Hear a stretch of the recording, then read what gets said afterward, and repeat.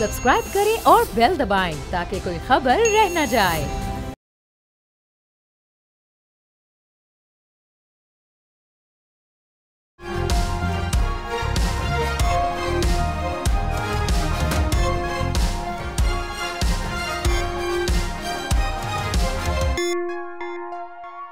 नाज़रीन अस्सलाम वालेकुम। तब्दीली विद डॉक्टर दानिश के साथ हाजिर हैं। इकॉनमी पे थोड़ा सा आज प्रोग्राम हमने करना है। दो अहम गेस्ट हैं। अभी आपने सुना होगा कि IMF की जो मिशन टीम थी वो उसके मुज़ाकरात हुकूमत पाकिस्तान, जिसकी ज़ाहिर है सरबराही वज़ीर ख़ज़ाना कर रहे थे, उनसे मुज़ाकरात हुए और वो मुज़ाकरात कामयाब जो है वो हो गए। और उस कामयाब मुज़ाकरात के बाद यानी एग्जीक्यूटिव बोर्ड जो है उसकी अप्रूवल देता है 1.1 बिलियन डॉलर, जो 3 बिलियन डॉलर का आखिरी हिस्सा था, आखिरी किस्त थी, क्योंकि 1.9 बिलियन डॉलर हम ले चुके हैं। 1.1 बिलियन डॉलर की अप्रूवल है, अब एग्जीक्यूटिव बोर्ड देगा, अप्रैल में मिल जाएगा। उसके बाद ये कहा जा रहा है कि जनाब हुकूमत पाकिस्तान एक बड़ा बेल आउट पैकेज IMF से लेना चाहती है और वो तकरीबन 8 बिलियन का।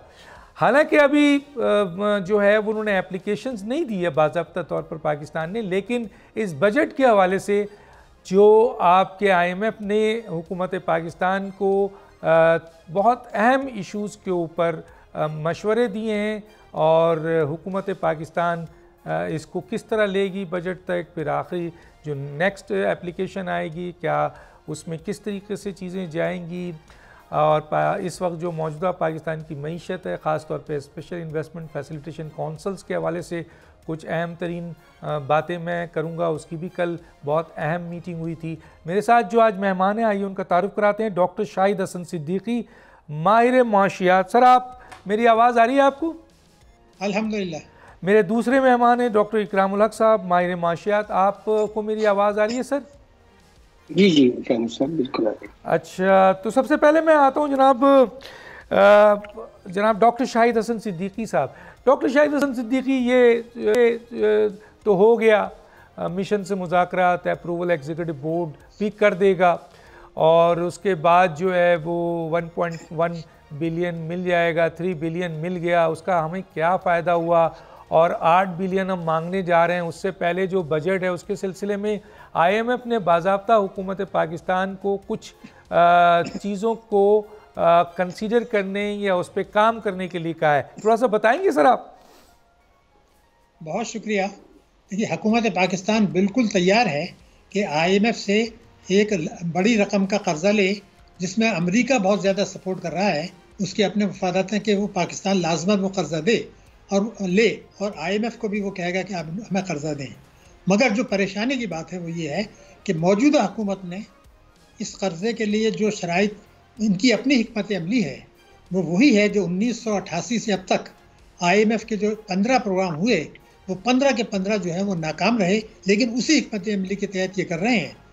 और अगर मैं आपको रिकॉर्ड पे बताऊं कि अब ये जो प्रोग्राम होगा 24वां होगा, लेकिन अगर ये 3 साल का होता है तो शायद ये बिल्कुल वाज़ेह तौर पर नज़र आ रहा है कि हम IMF के 25वें प्रोग्राम में भी जाएंगे और उस वक्त तक मईशत की मज़ीद खोखली हो चुकी होगी, मईशत की हालत मज़ीद ख़राब हो चुकी होगी, और अमेरिका और इस वक्त जो चीन के साथ तवाज़ुन है, जो अमेरिका खुद चाहता है कि हम चीन के साथ भी ताल्लुकात रखें, क्योंकि अमेरिका अकेला हमें नहीं बचा सकता, बिल्कुल वाज़ेह है, ना IMF बचा सकता है जब तक चीन साथ ना हो।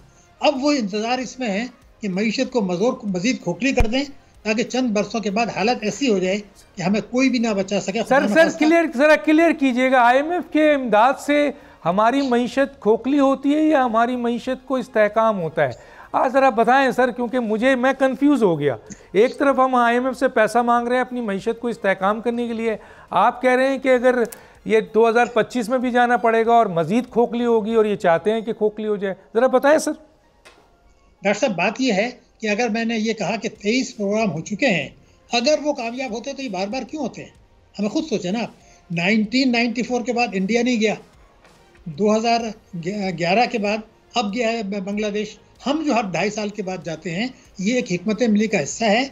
और ये मैं आपको रिकॉर्ड पर बता रहा हूँ कि इस जो IMF का ये बात है कि इस्तेहकाम पहले, मईशत की शरह नमू बाद में, ये पॉलिसी नाकाम हो चुकी है। और 2005 में मैंने किताब लिखी थी पूरी दस्तावेज के साथ, उसका नाम था economic growth and stabilisation, myth और रियलिटी। ये धोखा है। अगर इस्तेहकाम हो चुका होता तो फिर ये हालत ही क्यों आती।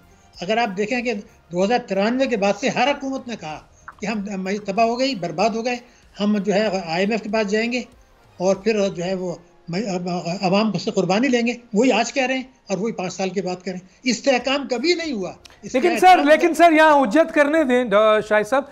देखिए, अगर वो कहते हैं कि आप अपने सर्कुलर डेट नहीं बढ़ाएं, तो सर्कुलर डेट नहीं बढ़ाने के लिए वो आपको मजबूर तो नहीं करते हैं, क्योंकि 2 तरीके से सर्कुलर डेट को कंट्रोल किया जा सकता है। एक, आप नर्ख बढ़ाएं, या आप चोरी जो हो रही है उससे आप अपना करें, या उन रिसोर्सेज को इस्तेमाल करें जिसमें बिजली पैदा करने के पास आपकी सलाहियत है और उसमें बहुत कम पैसों में आप जो है वो बिजली वो करेंगे।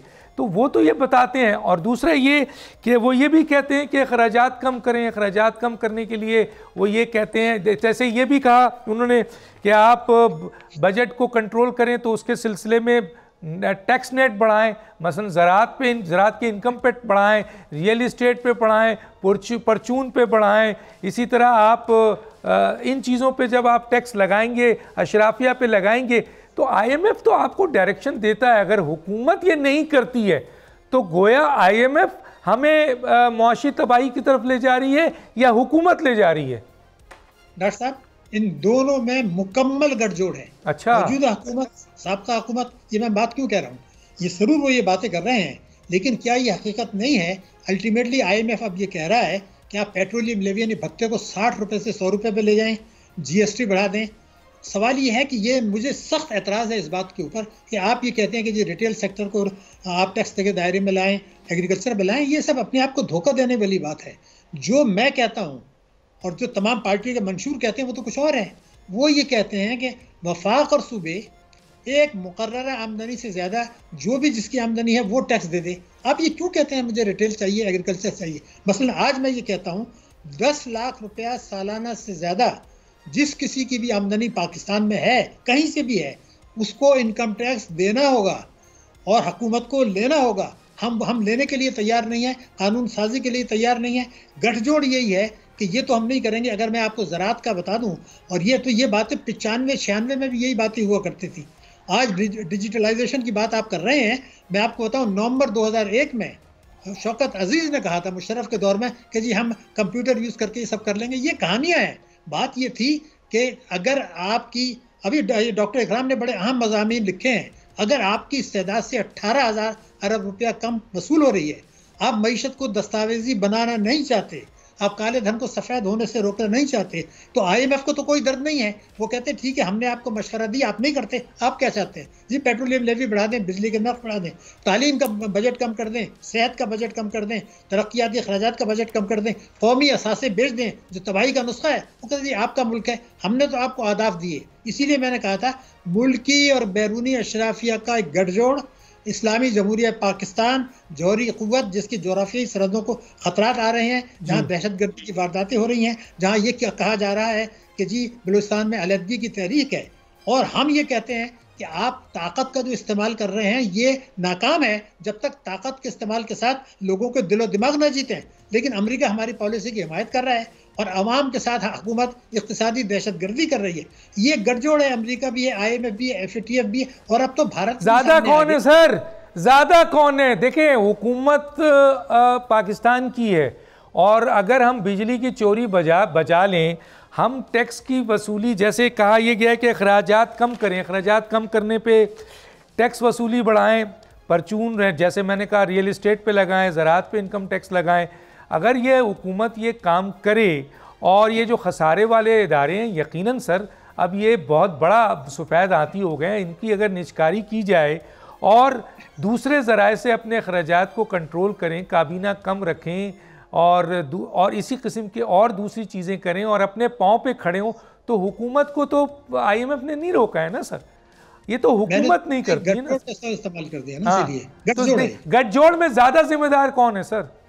मसलन गठजोड़ में हमारे सियासतदान, हमारी पार्लियामेंट, हमारी मुख्तलिफ हुकूमतें, हमारे इदारे, स्टेट बैंक, FBR, ये ज़्यादा इम्पोर्टेंट है। ठीक है सर, गठजोड़ है, ये गठजोड़ है। मैं ज़रा इकराम साहब से भी ज़रा पूछ लेता हूँ। इकराम साहब, एक जगह मैंने पढ़ा, वो आप ही के हवाले से, कि उसको मैं चाहता हूँ ज़रा एक्सप्लेन करें लोगों को, कि it is unfortunate that none of the political parties have established their in house expertise to tackle the economic challenges face by the country. जी सर, बताएं सर, ये क्या है सर, आपने ये लिख तो दिया है।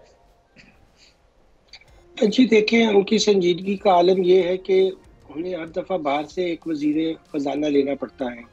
अब दुनिया में कोई ऐसी पॉलिटिकल पार्टी नहीं होती कि जो अपने मंशूर को, अपने एजेंडे को नाफिज करने के लिए बाहर से किसी की मदद ले। जाहिर है कि उनका एक विजन होता है, एक प्लान होता है, मंशूर में भी उसका जिक्र करते हैं। अब अगर आपके पास अपना इन हाउस कोई आदमी ही नहीं है तो ये तो कोई इस बात का खुला इतराफ़ है कि दरअसल हम इसके बारे में कोई एक्सपर्टीज़ भी नहीं रखते, कोई विलिंगनेस भी नहीं रखते। और देखिए, जो नीचे फिर जो लोग होते हैं जिन्होंने डिलीवर करना होता है आपकी पॉलिसी को, वो तो ऑलरेडी जो है कोई फैसला करने को तैयार नहीं होते कि जी ये फैसला कर देंगे तो नैब आ जाएगी, हम ये नहीं कर सकते। बड़े अरसे से डिसफंक्शनल ब्यूरोक्रेसी के साथ काम कर रहे हैं। ऊपर से सियासतदान भी ये कह रहे हैं कि जी हमें ये चैलेंजेस तो बहुत बड़े हैं, मगर कोई आदमी बाहर से मिल जाए, कोई बैंकर मिल जाए, कोई और टेक्नोक्रेट मिल जाए, कोई IMF का रिटायर्ड आदमी मिल जाए, कोई वर्ल्ड बैंक के साथ काम करने वाला मिल जाए। अब निगरान हुकूमत में भी आपने देखा कि हमने कहाँ से उनको लिया और वो क्या बेहतरी हुई ढांचे में, क्या बात हुई, सवाए इसके कि FBR को मजीद तकसीम किया जाए। मगर जो असल मसला है कि इस वक्त अगर सूद की मद में हम 8.5 ट्रिलियन दे रहे हैं और पूरा पाकिस्तान का जो खसारा है वो 9 ट्रिलियन है, तो ये आप इससे अंदाज़ा लगा लीजिए कि दरअसल सूद की मद में जो पैसा देना है और वो जो हमने इतना ऊपर रखा हुआ है अपना डिस्काउंट रेट, जिसकी वजह से बैंकों को 86% का उनके मुनाफे में इजाफा हुआ, तो ये पैसा कहाँ से ट्रांसफ़र होकर किन की जेबों में पहुंचा? जाहिर है पब्लिक का पैसा ट्रांसफ़र होकर ये फिर प्राइवेट हाथों में पहुंच गया। तो ये सारी पॉलिसियां जो हैं, अगर इसको ठीक करना हो तो कोई बहुत बड़ी बात तो नहीं है। मगर बिल्कुल सही फरमाया डॉक्टर शाहिद साहब ने कि दरअसल कोई उनकी तो कनाइवंस का जो वर्ड यूज़ किया है, मैं समझता हूँ कि बहुत मुनासिब वर्ड है, क्योंकि ये कहना कि हमें पता नहीं है, हम कर नहीं सकते, ऐसी बात नहीं है, मगर करना चाहते ही नहीं है। और जब करना नहीं चाहते तो फिर इधर उधर की चीज़ों में लोगों को उलझा देते हैं और कभी कहते हैं जी इस सेक्टर पे टैक्स नहीं लगा, उस पे टैक्स नहीं लगा, अच्छा अब इसको कर लेते हैं। तो ये तो सारे ऐसे बहाने हैं जो हम कोई पिछले 25-30 साल से सुनते ही चले आ रहे हैं। और ये बहुत अफसोस की बात है कि जब भी कोई नई ट्रांश मिलती है तो उस पर खुशियाँ मनाते हैं, जिनके हम ज़्यादा से ज़्यादा मकरूज होना अपनी फ़ख्र समझते हैं, बजाय इसके कि हमें इस पर अफसोस का इजहार करना चाहिए। अब 24वीं मरतबा हम ICU में ही रहेंगे, तो अगर आप ICU में रहना चाहते हैं तो फिर वहाँ से निकल कर आप 100 मीटर की रेस तो नहीं जीत सकते ना। पहले तो फिर आपको बहुत अच्छा लगेगा कि कम से कम आप ICU से निकल कर कैसी हालत में आए कि फिर दौड़ लगाने के काबिल हो सकें। तो ये बिल्कुल सही है कि हम बिल्कुल ही, अब समझिए कि एक डिक्लाइन तो बहुत छोटा वर्ड है, आप कोलैप्स की तरफ जाने की पोजीशन में आ रहे हैं, क्योंकि जो मुल्क इस तरह की हरकतें करते हैं कि बाहर से कर्जे लेते रहते हैं और अपनी इस्लाहात नहीं करते, आहिस्ता उसकी दलदल में इस तरह फंस जाते हैं कि उनका निकलना वहाँ से तकरीबन नामुमकिन हो जाता है। अच्छा, ये मैं आपसे बात करूँगा कुछ अहम। आपने एक जुमला कहा कि जी हम डिपेंडेंट रहते हैं, तो हम IMF से कैसे निकल सकते हैं, ज़रा आम लफ्ज़ों में मैं मालूम करूँगा आपसे। नाज़रीन, एक छोटा सा ब्रेक लेते हैं, फिर वापस आते हैं और अपने सवालात अपने मेहमानों के सामने रखते हैं। छोटा सा ब्रेक।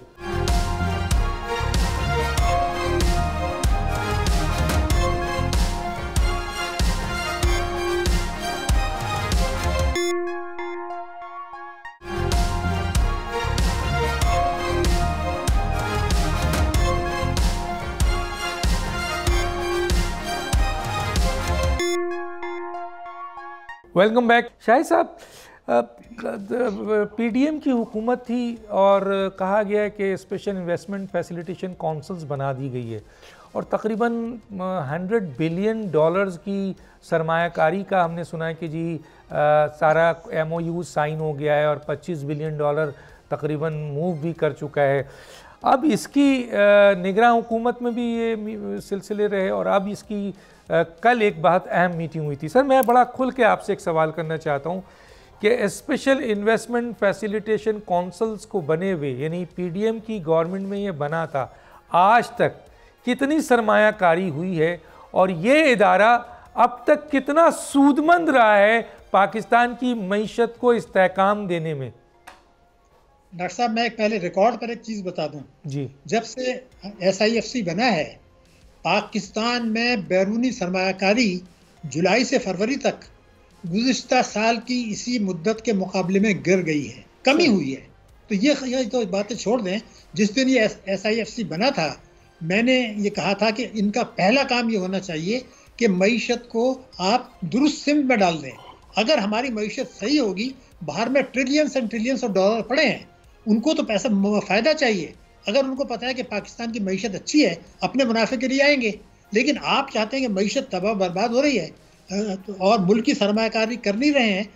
हमारे जो सरमायाकार हैं वो सनतें बंद करके उसमें प्लॉट में जा रहे हैं या सरमाया के फरार कर रहे हैं, तो नहीं आएगी। एक दूसरे ये कि गवर्नमेंट टू गवर्नमेंट सरमायाकारी जो है, इसको हम कहते हैं परेशान कुन सरमायाकारी, और इसको अगर ये आएगी तो सलामती की कीमत पर आएगी, वरना नहीं आएगी। ये बात मैं क्यों कह रहा हूँ कि ये एक भी जो अभी डॉक्टर साहब जुमला कर रहे थे, मैं उसका बता दूं। मैं कह रहा हूँ साजिश और गठजोड़ है। ये साजिश है पाकिस्तान की सलामती के खिलाफ। जो कुछ हम कर रहे हैं ये साबित कर दूं।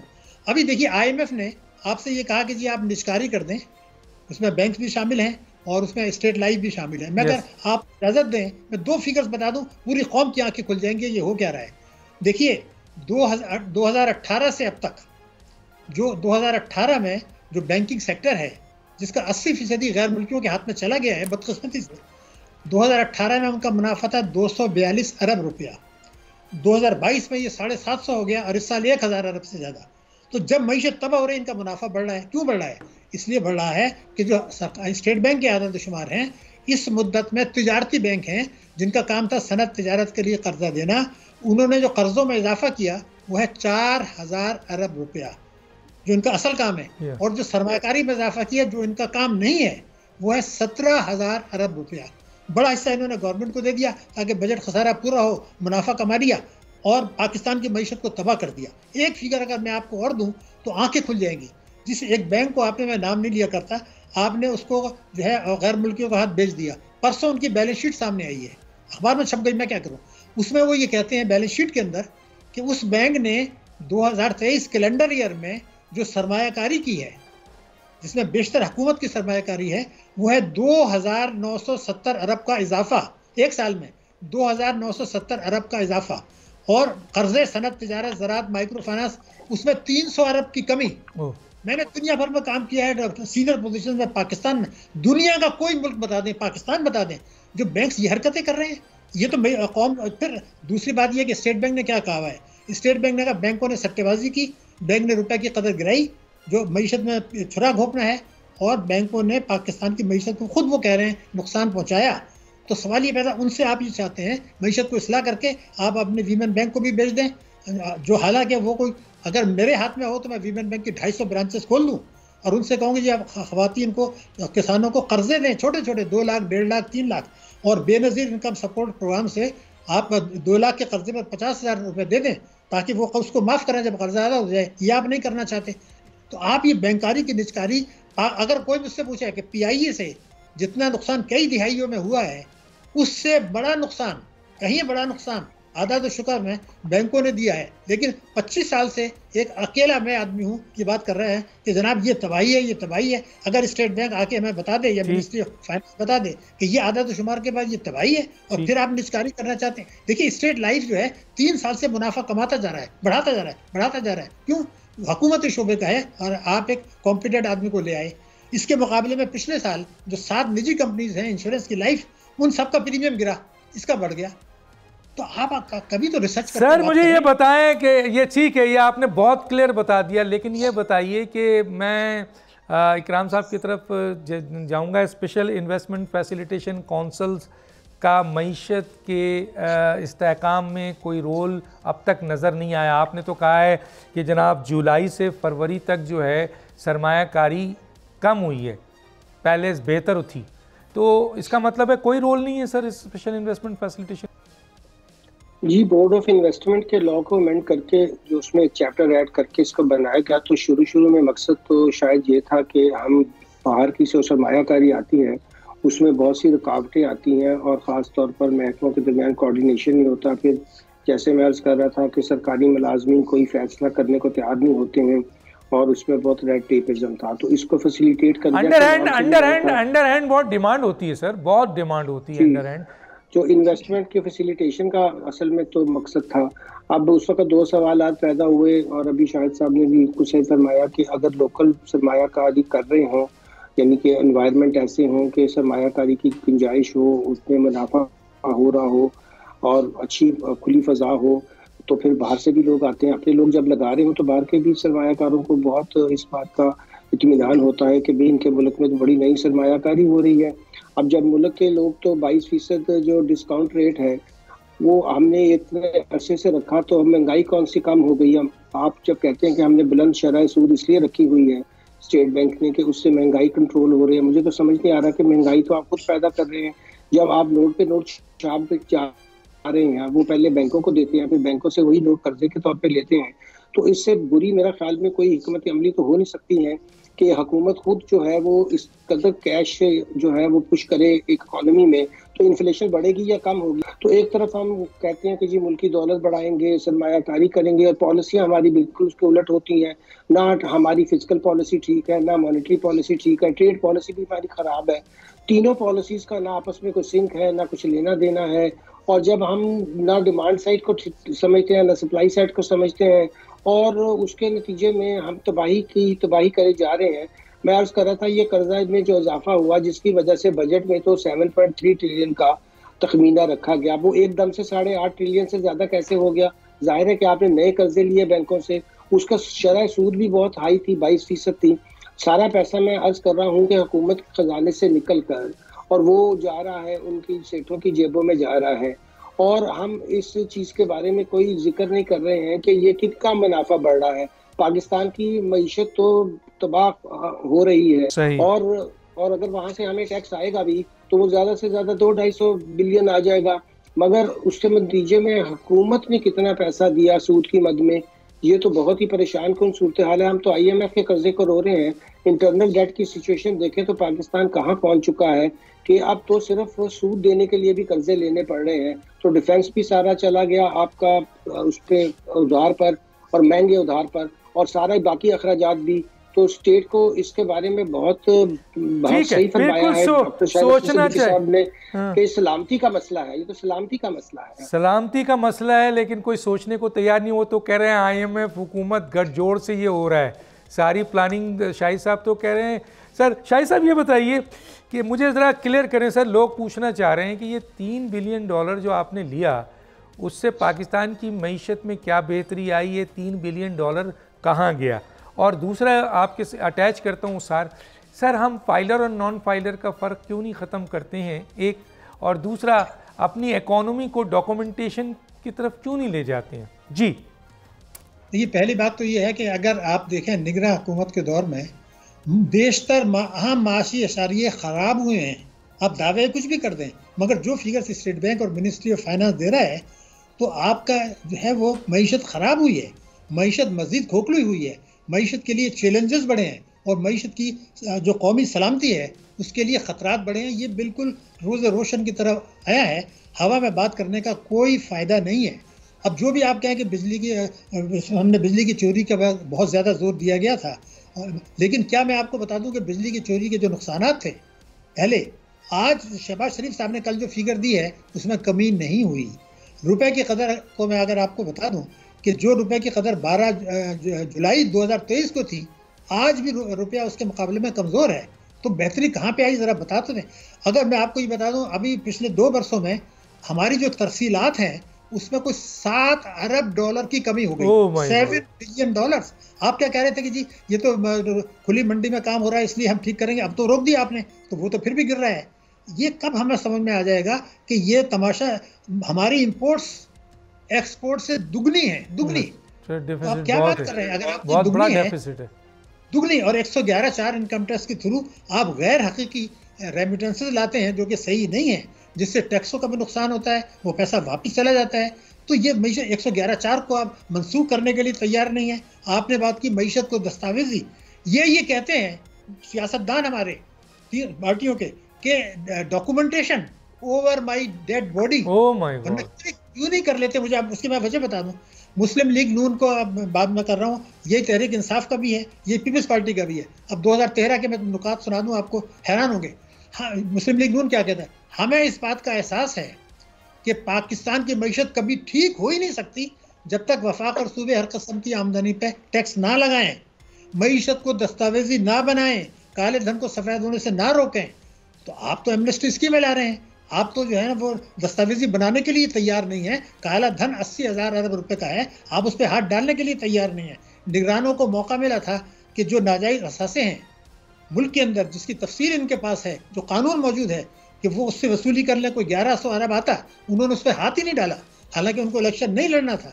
अब जबकि ये जिनको इलेक्शन भी लड़ना है, अपना भी करना है, वो ये नहीं करेंगे। तो क्या अगर मैं ये कहूँ कि अब हमारी SIFC जो है वो ये समझ ले कि उनको मिसगाइड किया गया है, हमारी निगरान हुकूमतों ने भी और सियासतदानों ने भी। उनको ये चाहिए कि कहें कि जनाब ये 2018 से ज़रा आदाद शुमार तो ले आएँ। अगर मैं आपको बड़ी अहम बात कह रहा हूँ, अगर आपका इस दौरान में ग्रोथ रेट 6.1% से कम होकर 2% पर आ गया, 30,000 अरब के जो कर्जे 71 साल के बाद थे वो 5 साल में 81 अरब के आ गए, रुपए की कदर 81,000 अरब, रुपए का कदर 121 से जो है 279 पर आ गई, महंगाई 4.69 से जो है वो 23% पर आ गई, गर्दिशी कर्जा बढ़ गया, तालीम और सेहत का बजट कम हो गया। तो क्या आप समझते हैं थोड़ी बहुत लीपापोती करके ये जो चैलेंजेस हैं, 5,000 अरब का सर्कुलर डेट, महंगाई, डिस्काउंट रेट, तालीम का बजट कम, 26 मिलियन बच्चे स्कूल नहीं जा रहे, आइन तो कहता है कि 25 अलीफ में कि ये जाने चाहिए, इनकी उसमें 2015 की जिम्मेदारी है सर, रियासत की जिम्मेदारी है आईनी तौर पर। ये सुप्रीम कोर्ट की भी जिम्मेदारी है, क्योंकि 25 अलीफ लिखा हुआ है कि रियासत की जिम्मेदारी है कि 6 साल से 16 साल तक का हर बच्चा स्कूल जाए। 26 मिलियन बच्चे स्कूल नहीं जा रहे, जो दुनिया की सबसे बड़ी तादाद है। आज मैं कहता हूँ कि ये 2080 तक भी नहीं जाएंगे, हालांकि इनके मंशूर में लिखा था इन्हीं पार्टियों के 2015 सर 400 आप 82 अरब रुपए तालीम और हायर एजुकेशन पे लगा रहे हैं और 450 अरब रुपए बेनज़ीर इनकम प्रोग्राम, एहसास प्रोग्राम पे लगा रहे हैं। तो आप नौजवानों को भिखारी बना रहे हैं, तालीम याफ्ता कहाँ बना रहे हैं? मैं इस पे आगे बात करूँगा, ज़रा इकराम साहब से बात करूँ। इकराम साहब मुझे ज़रा क्लियर कट बताएं। आज मैं टेक्निकल बहुत सारी चीज़ें नहीं रखना चाहता, लोगों को आगाही हो, आम लोगों को भी पता चले। बाकी इकोनॉमी को जो समझते हैं वो तो आप जो बात करते हैं समझ जाते हैं। सर ये मुझे बताएं, 3 अरब डॉलर हमने लिया, उसका क्या किया सर हमने? जी देखें, जितना भी कर्जा चाहे अंदरूनी ले रहे हैं बैरूनी ले रहे हैं, वो तो फिस्कल डेफिसिट के ही अंदर ही चला जा रहा है, ज़ाया हो रहा है। दरअसल जब आपकी आमदन और खर्चे में फ़र्क है, आप तो उसी को मीट करने के लिए उधार लिए चले जा रहे हैं। ये वो खर्चे हैं कि जिसको हम रोक सकते थे बड़ी हद तक, मगर हमने कहा कि ठीक है अय्याशी करनी चाहिए, कर्जे तो लेते रहेंगे। तो जो फ़ायदा तो कर्जे का तब होता है जब आपने कोई लॉन्ग टर्म इंफ्रास्ट्रक्चर बनाया हो, आपने लोगों की ट्रेनिंग की हो, उनको हुनरमंद बनाया हो, तालीम को बेहतर किया हो, सेहत को, उससे तो फिर आपकी अल्टीमेटली जाकर इकॉनमी को फ़ायदा होता है। ये तो अगर आपका एक करंट अकाउंट का खसारा है, अगर आपका तिजारती खसारा है, अगर आपका अंदरूनी खसारा है, उसको पूरा करने के लिए आप बेशक वक्त बैरूनी कर्जे भी ले रहे हैं और अंदरूनी। अब बैरूनी कर्जों का सुन ले, इस दफ़ा 9 अरब डॉलर हमें मिले हैं और बड़ा वावेला हो रहा है कि यार ये तो बहुत कम मिले हैं। अब हमारी क्रेडिट बढ़ती वैसी नहीं रही। जो हमारे बहुत करीबी दोस्त ममालिक थे वो कहते हैं पहले आप IMF के प्रोग्राम में जाएं फिर हम आपको कर्जा देंगे। यानी कि ये मिड टर्म वाला प्रोग्राम 8 बिलियन डॉलर का लेने का मकसद यही है कि उनके आने के बाद फिर हम जो हमारे दोस्त ममालिक हैं वो भी कुछ और पैसे देंगे और कुछ हम सकूक करेंगे। यानी कि इस वक्त जो हमारी एक्सटर्नल नीड है, यानी बैरूनी कर्जा जो अदा करना है, उसमें बाईलैटरल भी निकाल दें जो चीन का तकरीबन 22% है और मल्टीलैटरल भी निकाल दें, मगर जो बाकी ओपन मार्केट से स्कूल को अभी एक हमें पेरिस क्लब ने डेफर भी किया हुआ है। चले बुरे से बुरे अगर हमें 10-12 बिलियन डॉलर भी देने पड़ जाएं एक साल में, तो उसके लिए कर्जा तो फिर लेना पड़ेगा। तो कर्जों की ये जो ना रुकने वाला सिलसिला है, इसके ऊपर अगर एक हमने डेट ऑफिस बनाया है फाइनेंस मिनिस्ट्री में, बस वो एक सालाना रिपोर्ट इशू करता है, मगर उसके लिए क्या हिकमत अमली है कि इसको हम मैनेज करें उसका कुछ पता नहीं है। अगर कहा जाए कि ये टैक्स पेयर की 35% रिटर्नें कम हो गई हैं तो उनको कोई परवाह नहीं है, और अगर कहा जाए कि जो FBI है वो डिसफंक्शनल हो गया है, तो उनको कोई फर्क नहीं पड़ता। तो एक ही बस फैसला हुआ है रियासत पाकिस्तान में, अभी ये हमारा पाकिस्तान डे भी आने वाला है कल, तो ये 84वां होगा। उसमें बस एक ही फैसला लोगों को समझ आया है कि दरअसल वो लोगों से उनकी आखिरी खून का कतरा भी निचोड़ लेंगे मगर अपनी याशियां कम नहीं करेंगे, क्योंकि वो अपनी याशियां कम करने को तैयार नहीं। ठीक है, मैं यहाँ पे रोकूंगा। नाज़रीन, एक छोटा सा ब्रेक लेते हैं, फिर वापस आते हैं।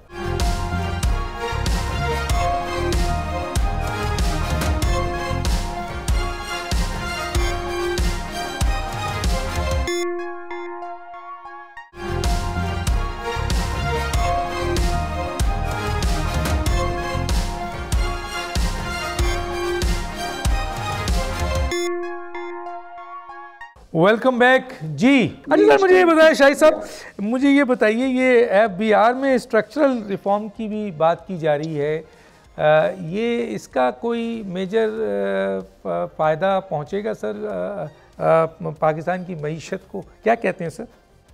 जी, इसमें आवाम के ऊपर जो है वो टैक्सों का बोझ बढ़ेगा यकीनन। जो कौमी दौलत लूटने वाले हैं वो बदस्तूर मज़े करते रहेंगे। मैं आपको बता रहा हूँ, ये जो आज बात हो रही है, आप 95-96 से जरा स्टेट बैंक की और मिनिस्ट्री ऑफ फाइनेंस की रिपोर्टें तो देख लें, ये वही दोहरा रहे हैं, कुछ भी नहीं कर रहे हैं। मैं आपको यकीन दिला रहा हूँ, अगर मैं आपको वही अर्ज करूँ, 95-96 में 14.4% हमारा टैक्स GDP रेशो था, 14.4%। आज ये करके जो है ना 9.5 के करीब आ गया है। कई हज़ार अरब रुपये तो ये आपका गिर गया, जबकि आपने GST बढ़ा दिया है और चीज़ें भी बढ़ाई हैं। ये सिर्फ जो है ना, इसको अगर नरम अल्फाज में कहें कि धोखा है, नहीं करना चाहते हैं, ये कभी भी नहीं करेंगे। अभी जो कुछ ड्रामा हो रहा है वो तो मैं यही कह रहा हूँ ना कि SIFC जो है, अब वो इन पर भरोसा ना करे, इनको ज़रा बुला ले, तीनों बड़ी पार्टियों को, जो मुंतखब नुमाइंदे इनके, उनको कहें कि जनाब आपके तो मंशूर में ये लिखा है कि हर किस्म की आमदनी पर टैक्स लगेगा, वफाक और सूबे काले धन, तो ये जो पोटेंशियलिटी से कम आप ले रहे हैं, जो मेरे अपने ख्याल से कोई 12-13 हज़ार अरब रुपया है, ये आप कभी भी नहीं लेना चाहते और टैक्स GDP आपका गिर रहा है। अभी भी इस हुकूमत ने ये तय किया है गालिबन कि पेट्रोलियम लेवी बढ़ेगा और शायद GST भी बढ़ेगा और बिजली पेट्रोल के नर्ख बढ़ेंगे। ये वो एक साजिश हो रही है। मैं ये कहना चाहता हूँ कि अभी एक और साजिश हुई है, NFC अवार्ड में वो ये चाहते हैं इसको रिविजिट करें, यानी 18वीं तरमीम को आप बदलना चाहते हैं। जब वो बदलेंगे तो आपका जो सिंध का सूबा है और KP जो है, उनके तो वफाक से टकराव हो जाएगा। हम क्या चाहते हैं, वो पाकिस्तान को गैर मुस्तहकम करने के लिए NFC अवार्ड की बात कर रहे हैं और इस पर डॉक्टर इकराम ने बहुत कुछ लिखा है। मैं कहता हूँ ये पाकिस्तान के खिलाफ साजिश है, एक निजकारी और एक जो है ना NFC अवार्ड को रिविजिट करना। तो मुझे जो खतरा है कि अगर SIFC ने ये बुला के इनसे हलफनामा नहीं लिया कि जो कुछ हमने मंशूर में कहा है, जो आइन में रिक्वायरमेंट्स है, उस पर आप दस्तखत करें कि ये जो पहला बजट अब बनेगा, अगर ये उसके मुताबिक नहीं बना तो मैं आपको यकीन दिला रहा हूँ कि मईशत मज़ीद खोखली होगी। और अगर उसके मुताबिक बना लें आप, तो फिर IMF की शराइत भी पूरी होंगी, मईशत भी तरक्की करेगी और IMF आपसे कोई मुतालबा नहीं कर सकेगा। और अगर उसके मुताबिक ये नहीं बनाया बजट, तो ये खुदकशी होगी और ये जिम्मेदारी SIFC की भी है और सुप्रीम कोर्ट की। सुप्रीम कोर्ट क्यों? वो ये कहते हैं कि हमने रात को 12 बजे जो है वो कोर्ट खोल के इलेक्शन करा दिया। इलेक्शन कराना तो मकसद नहीं था, वो तो ये ना जमहूरियत है, जो वायदे आप कर रहे हैं उस पर अमल भी करें, जो आइन है उस पर भी अमल करें। तो सुप्रीम कोर्ट भी कहे कि जनाब ये कानून साजी आप कर लें, हलफनामा दे दें। अगर ये कर लें तो मैं एक जुमला कह दूँ, सिर्फ कोई दुनिया की ताकत पाकिस्तान की तेज़ रफ्तार तरक्की और आवाम की फलाह बहबूद को नहीं रोक सकती। अगर वफाक और सूबे हर किस्म की आमदनी पर टैक्स लगाएं, GST को कम आर्मी चीफ साहब, आप स्पेशल इन्वेस्टमेंट फैसिलिटेशन काउंसिल्स में बैठती हैं और अस्करी क़यादतें बैठती हैं, और इसीलिए बैठा गया है कि जिस तरह इकराम साहब ने बताया कि जी बैरूनी सरमायाकार को जो बहुत बड़ी परेशानी होती थी और पाकिस्तान की जो मौशी हालात उसको जो तबाह किया जाता था, वहाँ मॉनिटर किया जा सके। तो आर्मी चीफ आपकी भी बहुत बड़ी जिम्मेदारी है, अस्करी क़यादत की भी, और इस मुल्क के चीफ जस्टिस और सुप्रीम कोर्ट की भी जिम्मेदारी है, जैसे शाहिद साहब कह रहे हैं। शाहिद साहब ने SIFC के बारे में जो कहा, वो उन्होंने बराह रास्त आर्मी चीफ से गुजारिश की है, और इसी तरह उन्होंने army chief justice of Pakistan से गुजारिश की है कि अगर ये अमल हो जाए जो उनके मंशूर पे लिखा है, उसी पे अमल हो जाए, तो पाकिस्तान की तरक्की को कोई नहीं रोक सकता, और कराने वाले आप दो हैं, इसके अलावा कोई ताकत नहीं है। इकराम साहब, आपने किसी जगह लिखा है कि implementation of article 140A of the constitution, उसको अपने रूह के तहत जो नाफिज कर दिया जाए तो इससे जमहूरियत भी मजबूत होगी और पाकिस्तान की मईशत भी मजबूत होगी? ये यकीनी तौर पर देखिए 18वीं तरमीम के बाद सूबों को पैसे तो ज़्यादा मिल गए, मगर उनको नीचे भी तो अपने प्रोविंशियल फाइनेंस कमीशन भी तो बनाने थे। और असल मसला तो ये था कि ये पैसा जो है आवाम तक पहुंचे। अब आवाम तक कैसे पहुंचे जब तक लोकल गवर्नमेंट का सिस्टम, जिसका आइन में तज़किरा है कि आप पॉलिटिकल, एडमिनिस्ट्रेटिव, फाइनेंशियल चीज़ों को डिवॉल्व करेंगे, हम लोगों को एम्पावर नहीं करेंगे, उन तक फ़ायदा नहीं पहुँचाएंगे। अगर प्रॉपर्टी टैक्स सही कलेक्ट करके उन्हीं लोगों पे खर्च किया जाए तो वो समझ जाएंगे कि हाँ भाई, हमसे प्रॉपर्टी टैक्स लिया, हमें स्कूल प्रोवाइड किया, हमें जो पूरी दुनिया में होता है। हम कोई नई बात तो नहीं कर रहे और आईने के मुताबिक चलने की बात कर रहे हैं। तो सूबों ने इतने बड़ी बड़ी रकमें तो ले ली, मगर वो सारी की सारी अगर आप देखें तो अपने दारुल खिलाफों पे भी, एक को तो खैर दारुल खिलाफे का भी बुरा हाल है, मगर पंजाब का जो तख्ते लाहौर है उस पर ही सारा पैसा लगा दिया और इर्द गिर्द जो लोग गुर्बत से, भूख से मर रहे हैं, तो ये पैसे का क्या फायदा हुआ? तो फिर रियासत के अंदर ये 140A जो आर्टिकल था, जैसे 25A का अभी तक कोई इम्प्लीमेंटेशन नहीं हुई, तो 140A की भी इम्प्लीमेंटेशन नहीं हुई। अब हमें देखना चाहिए कि ये 2010 में 18वीं आईनी तरमीम हुई थी, तो आज हम 2024 में बात कर रहे हैं। तो इतने साल गुजर जाने के बाद भी कुछ खौफ खुदा नहीं है लोगों को, और नीचे लोगों की हालत बहुत बुरी है। जब तक मुकामी सतह के ऊपर उनको सहूलियात नहीं मिलेंगी, उनकी अपनी हुकूमत नहीं होगी, ना पुलिस ठीक होगी, ना कोई और दायरा ठीक होगा, और उनकी मुश्किलात में इजाफे होता चला जाएगा। तो इस लिहाज से मेरा ख्याल है कि हमें बहुत इस बात पे फौरी तवज्जो देनी चाहिए, और ये मुकामी हुकूमतों का निज़ाम जो है, जो आइन में दर्ज है, इस पे पूरी तौर पर अमल दरामद करवाना चाहिए। ठीक है, मेरे पास 2 मिनट है शाहिद साहब, मैं ज़रा ये पूछना चाहूँगा सर, ज़रा बताइए कि हम पानी से बिजली बना सकते हैं, हम सूरज से बिजली बना सकते हैं, हम कोयले से बिजली बना सकते हैं, 185 मिलियन टन ट्रिलियन टन सोना वो कोयला हमारे पास है, हम हवाओं से बना सकते हैं, विंड्स हमारे पास है, हम गन्ने के फजलात से बना सकते हैं, हम गोबर से बना सकते हैं। गोबर से पंजाब में बनाई गई है और वहाँ बायोगैस भी इस्तेमाल होती है और बिजली भी। तो सर इन ज़रायों से सुना यह है कि 4 रुपये, 5 रुपये, 6 रुपये, 7 रुपये यूनिट बिजली होगी, और जो हम थर्मल से बना रहे हैं इसकी अभी जो रेट है वो है कमर्शियल 63 और हाउस जो है वो 57, और अभी मज़ीद इसमें इजाफा रेगुलर होना है। इस पर ज़रा सर 2 मिनट है, क्या कहेंगे? देखिए 1974 के बाद से अभी तक कोई हमारा डैम नहीं बना।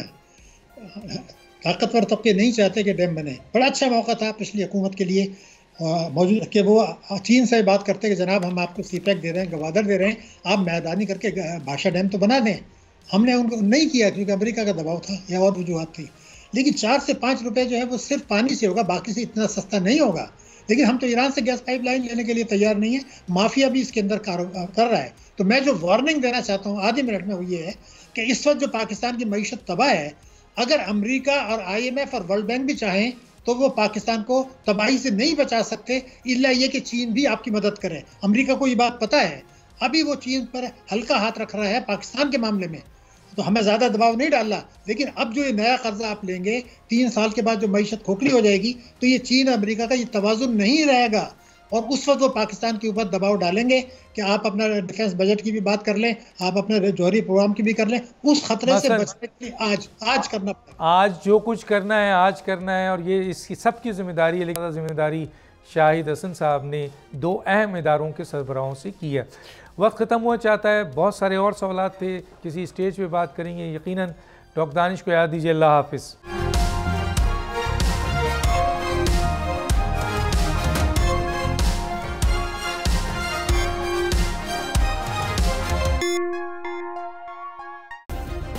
सब्सक्राइब करें और बेल दबाएं ताकि कोई खबर रह न जाए।